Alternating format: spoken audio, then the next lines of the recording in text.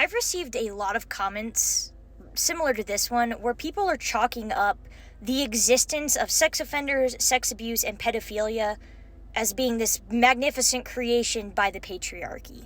And I think I understand the sentiment here, which is like, the patriarchy does have a role to play in these types of behaviors and these crimes, but there's a difference between the patriarchy enabling these behaviors and the patriarchy being a cause of these behaviors. This type of behavior has been around since the dawn of time, well before we had any concept of what a patriarchy was, because the patriarchy is a social construct as well as like a social institution.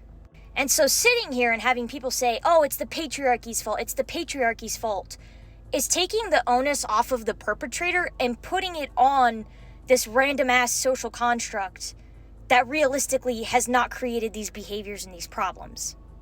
Can it enable the problems? Absolutely, and it definitely does. I'm not going to argue with that. But it's not the source. It's not the creation of these issues.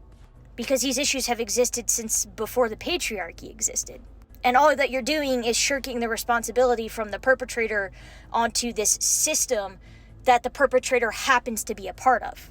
And quite frankly, that's kind of a bad thing for what I think it is that you're trying to get at, which is we should protect women and children. So it's a little bit ironic to be saying a statement such as this. So the patriarchy can be bad, is bad in a lot of ways, does tend to enable these behaviors, is definitely, most definitely not the reason these behaviors exist.